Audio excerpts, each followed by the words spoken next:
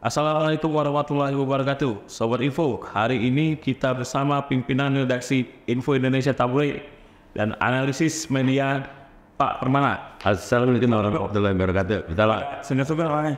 Alhamdulillah. Bang, Info Indonesia bahas calon presiden mulai memainkan politik identitas. Gimana nih Bang? Ya, jadi di edisi minggu ketiga September 2023 ini kita memang membuat kajian khusus tentang calon presiden yang mulai memainkan politik identitas sebenarnya. Politik identitas dianggap sudah basi, tapi sebenarnya mana diperlukan. Ternyata politik itu perlu identitas.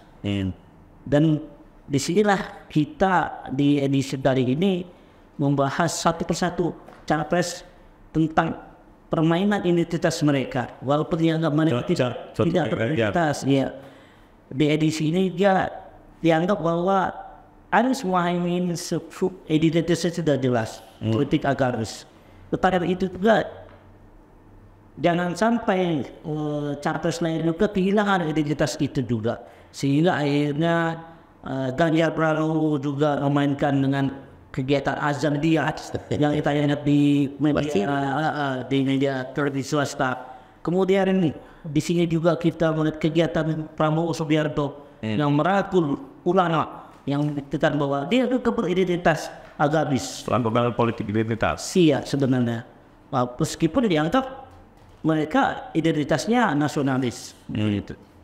Kalau Pak Permana nilainya politik identitas bagaimana Pak? Apakah masih perlu sekarang ya Pak? Kalau pertanyaannya adalah masih perlu, menurut pengamatan saya sebenarnya tidak perlu. Negara yang berkembang yang sudah maju ini bukan berarti identitasnya tidak perlu. Identitas perlu. Kita dari mana lahir, bangsa siapa, suku mana dan sebagainya itu perlu tetap ya kan. Tetapi sudah saatnya Indonesia ini adalah bermain di kancah global. Artinya jangan melihat si A ini dari mana. Yang penting adalah bagaimana bisa memajukan dengan konsep-konsep yang terikut dengan baik. Itulah yang harus membawa Indonesia emas. Menurut pemerintahan Joko Widodo Amin kan 2040 Indonesia ini menjadi Indonesia emas dan menjadi macan Asia dan bahkan menjadi 40 negara di dunia. Nah, kalau memang sekarang mau digulirkan kembali, sebenarnya ini adalah kemunduran.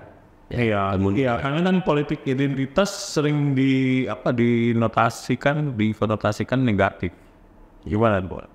Ya, negatif itu karena seolah-olah ini kan sudah jelas. Kalau ketika capres itu baik Pak Anies maupun Prabowo maupun Pak Ganjar, semuanya sudah jelas kok. Orang Muslim semua, ya kan, melaksanakan 5 waktu semua. Tetapi yang paling masalah ukuran ketakwaan itu adalah hablumillah Allah antara manusia dengan Tuhannya. Jadi sudah tidak relevan lagi kalau memang mau dinaikkan lagi identitas. Tetapi sekarang masyarakat seolah-olah menjadi tertarik. Berasal dari mana, oh ini lebih agamis, ini tidak agamis, ini nasionalis. Hentikanlah masalah itu, yang penting bagaimana membawa Indonesia emas yang lebih baik maju lagi ke depan. Konsep-konsepnya, cuma masalahnya sekarang ini tinggal mungkin 20 hari, 22 hari lagi, mudah-mudahan nanti penentu itu ada di baca wapres sebenarnya. Kecuali Anies Muhaimin ini sudah selesai. Tinggal yang 2 lagi, Ganjar ini akan siapa, Prabowo dan siapa. Ini yang sangat menarik saya kira kita bisa lebih fokuskan lagi. Kalau ngobrol soal baca wapres, ada ini nggak semacam Bang Robri, ada ini nggak semacam simulasi atau apa? Oh ini cocoknya pada ini cocok. Dari pandangan redaksi tabloid Info Indonesia gimana Bang? Ya, jadi mungkin balik lagi kita baik ke politik identitas itu dari sebenarnya permainan dari buzzer juga. Nah, terkait dengan baca wapres di edisi Info Indonesia ke pertama September, dan kita juga membahas siapa-siapa cawapres, baca wapres dari Ganjar Pranowo, kemudian juga dari Prabowo Subianto. Sekali lagi, yang sudah pernah kita bahas itu tidak lari dari sosok Nahdlatul Ulama itu NU. Nahdien, suara-suara Nahdien itu masih terseksi, sehingga tidak juga salah ketika Adis merekrut dari Mohaimin Iskandar PKB. Itu juga bagian dari kepentingan mereka untuk mendapatkan suara NU. Terkait bacawa pres Ganjar misalnya, kemarin sempat digaungkan Ridwan Kamil, tapi akhirnya juga berubah tereliminasi hingga akhirnya muncul satu nama yang cukup seksi, itu Pak Mahfud MD, orang NU juga yang pernah kita bahas sebelumnya gitu kan. Di Prabowo Subianto juga ada beberapa nama sebenarnya, tapi sekali lagi tidak jauh-jauh dari Nahdien. Itu ada Erick Thohir, ada kemungkinan Yeni Wahid dan Khofifah, saya dengar juga seperti itu, atau juga nanti dari Airlangga dan kader-kader PAN dan yang lain-lain gitu. Artinya tidak jauh dari Nahdlatul Ulama. Kalau permainan ini gimana Pak? Apakah memang harus NU agar bisa menang Pilpres baca wapresnya, atau bisa dari misalnya ya mungkin Muhammadiyah atau dari organisasi lain, itu gimana Pak? Apakah harus benar-benar dari NU untuk bisa menang Pilpres? Bung A dan Bung Romli, sahabat Info Subsol Info Indonesia, bulan Mei kita pernah membahas sedikit masalah baca wapres ini. Bahkan saya ada statement, siapa yang bisa mengambil hati kaum Nahdien, he is the winner pada saat itu. Nah sekarang kenapa Nahdien ini menjadi magnet, menjadi daya tarik bagi calon presiden untuk menggait bacawa pres ya? Karena memang organisasi keagamaan terbesar di Indonesia itu adalah kaum NU, kaum Nahdien. Kalau tidak salah 52 juta itu adalah kaum Nahdien. Bahkan persentasenya sekarang naik sekitar 20%. Jadi siapa yang bisa mengambil hati kaum Nahdien, he is the winner. Tinggal sekarang mana yang kaum Nahdien murni, ya, asli kaum Nahdien. Sementara sekarang ini kan semuanya kaum Nahdien. Iya, jadi itu Pak Erick Thohir kan sudah diaku menjadi keluarga besar Nahdien. Pak Sandiaga Uno juga seperti itu, Ridwan Kamil juga dulu pada waktu beliau menjadi wali kota Bandung, itu adalah yang mengusungnya adalah sebetulnya PKS begitu kan. Di dalamnya juga ada Nahdien dan Muhammadiyah. Jadi wajar saja kaum Nahdien ini menjadi magnet bagi capres untuk menggandeng bacawa presnya. Tinggal sekarang koalisi-koalisi ini sebenarnya koalisi-koalisi ini tidak begitu menentukan, karena Pilpres itu adalah memilih simbol, memilih orang ya. Kalau untuk Pileg oke lah, tapi kalau untuk Pilpres masyarakat atau rakyat hanya memilih nama, walaupun persyaratan adalah 20%. Itu kan adalah electoral threshold-nya adalah persyaratan. Anies Mohaimin sudah memenuhi syarat, bahkan tanpa PKS pun sudah bisa masuk. Tapi sekarang alhamdulillah sudah masuk ketiga partai itu ya. Kemudian juga PDIP apalagi satu partai pun sudah bisa mengusung. Nah ini yang gemuk yang dari Prabowo juga ini salah satu memang yang menguntungkan. Tetapi tidak ada jaminan koalisi partai-partai ini menjadikan pemenang. Karena sampai sekarang belum ada survei yang di atas 50%. Berkisarnya sekitar ya 39, kemudian 35, belum ada. Nah, justru ke depan kalau saya melihat mensitir wakil ketua PKB, Bapak Jazilul, Jazilul mengatakan bahwa nanti akan ada dua pasangan. Ini mungkin juga terjadi kedua pasangan ini, ya kan? Karena untuk stabilisasi pemerintah dan juga mungkin anggaran pemerintah yang sangat terbatas. Kalau dua putaran mungkin ini akan menjadi tambah lagi pinjaman APBN kita. Ya itu juga yang harus kita garis bawahi Pak. Jadi misalnya gini Pak, kalau memang NU syarat utama untuk dapat memenangkan pilpres, artinya NU itu hanya sekedar bilangan Pak. Karena pengikut dari organisasinya banyak.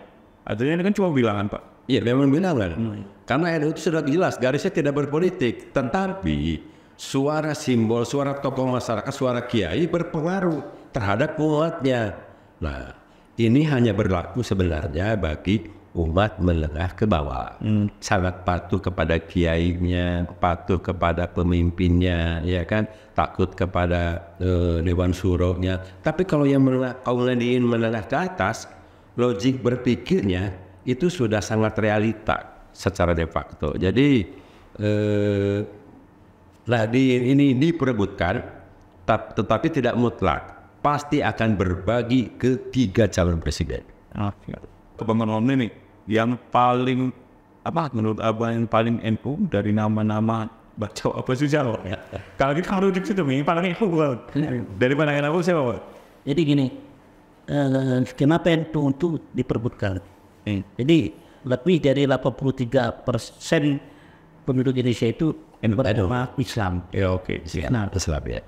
Kultur dari sebagian itu kita pecah lagi, ada kultur budaya santri yang lebih cenderung ke samina atau apa kata kiai mana itu kata santri. Nah cerukan suara samina atau dari ini itu mungkin bisa membantu 50% dari suara tadi, karena ada bagi-bagi Muhammadiyah dan lain-lain. Ya oke Bang. Nah, suara-suara ini benar sebenarnya saling nawat warnanya, tetapi terbagi. Tadi paling NU tadi Pak. Iya, NU itu siapa saja dia itu cair. NU karakternya cair. Dia bisa melekat di mana saja. Ada di Muhaimin Iskandar, yang di Anies itu kan. Ada di Mahfud MD yang memang dikenal cukup kental dengan NU-nya. Kemudian ada kata Bang Pak Permana tadi, ada Erick Thohir. Betul. Dan sekarang juga ada Sandiaga Uno yang di NU kan. Di P3 tadi gitu kan. Jadi itu kenapa cerukan suara NU ini banyak diperebutkan. Karena salah satu penentu kemenangan. Tetapi karena juga itu bisa menjamin. Contoh di pas Pilpres Megawati dengan Kiai Hasyim Muzadi tidak juga menang. Ya benar. Tidak juga menang. Jadi bukan jaminan. Tetapi cara itu cukup menentukan. Gitu. Jadi di sini juga kita membahas bagaimana peran NU di perpolitikan Indonesia ini memang cukup kental dan kuat. Nah, lain dengan organisasi lain, Muhammadiyah atau yang lain lah. Nah, itu jadi sebagian besar itu.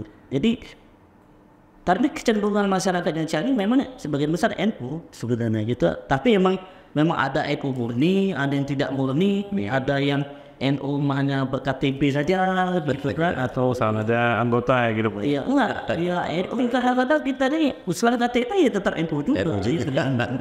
Oh artinya dari situlah Bang masuk beranjaknya politik identitas itu sangat kental sekarang ini Bang. Iya, jadi berefek ke situ. Berefek. Jadi politik identitas, makanya sekarang orang tuh tadi seperti dikatakan politik identitas penting, tidak penting, tapi tetap diperlukan. Tetap diperlukan karena setiap orang yang beridentitas, siapapun harus beridentitas.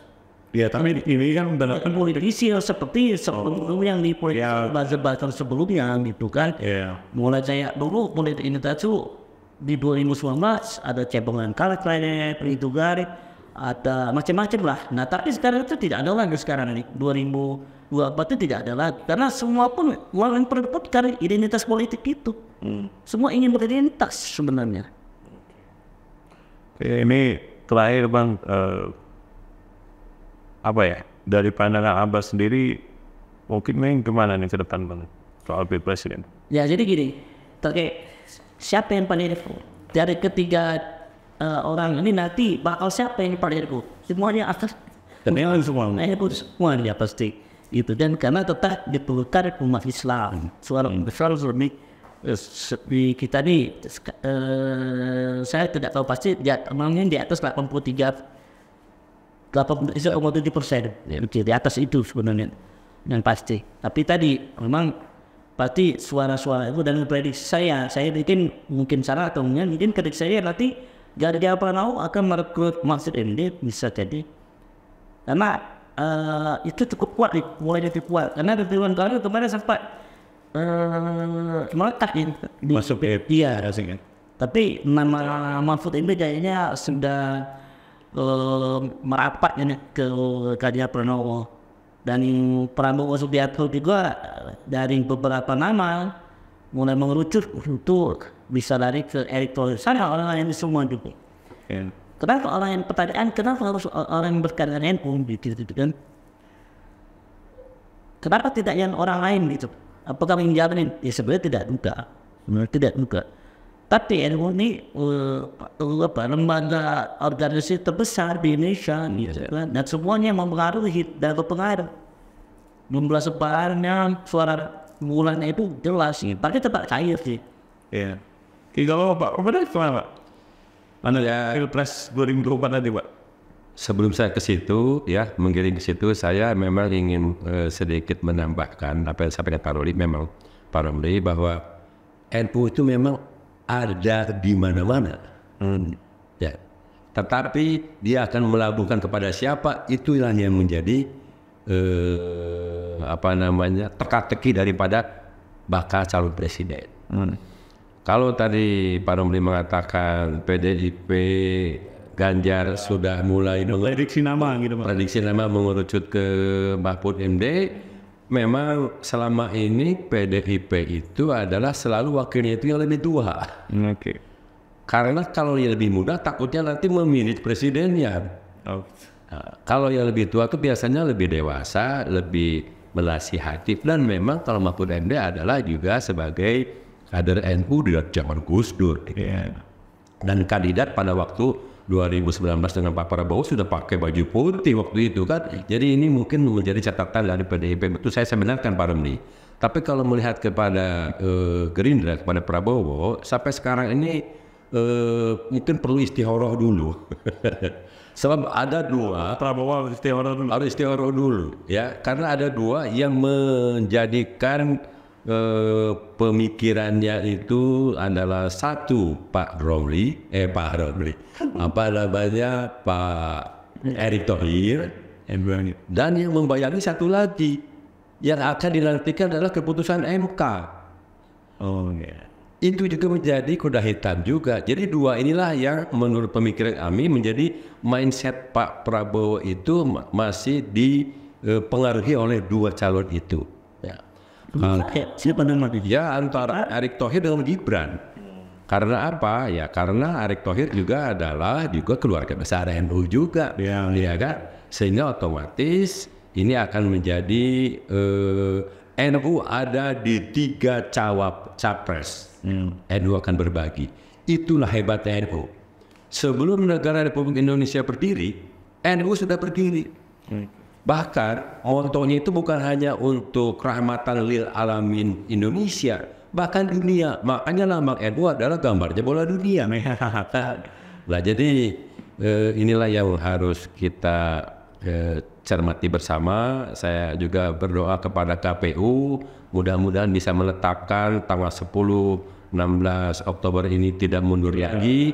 Masyarakat semakin banyak pilihan, lebih cepat, lebih baik, dan kalau sudah ditetapkan capres dan bacawapresnya, tinggal sekarang adu program. Apa yang akan digolkan Indonesia emas ke depan, apa yang dilakukan oleh Pak Ganjar dengan bacawapresnya, kemudian Pak Prabowo dan juga dengan Pak Anies gitu kan. Sehingga ini menjadi betul-betul pesta demokrasi disambut dengan gembira. Sekarang alhamdulillah Basar-basar cebong dan kampret ini sudah innalillahi wa inna ilaihi raji'un. Kita tinggal sekarang masyarakat dididik dengan kemampuan, pengetahuan sesuai dengan program-program Indonesia Emas ke depan. Barangkali itu. Ya, terima kasih Pak Permana, Pak Romli. Mudah-mudahan sedikit analisis kita ini bisa membantu teman-teman sedikit mentafsirkan gitu Bang. Untuk masyarakat yang terbaik. Untuk masyarakat yang terbaik. Jangan lupa baca tabloid Info Indonesia dengan judul dengan highlight calon presiden yang mulai menggunakan politik identitas. Assalamualaikum warahmatullahi wabarakatuh.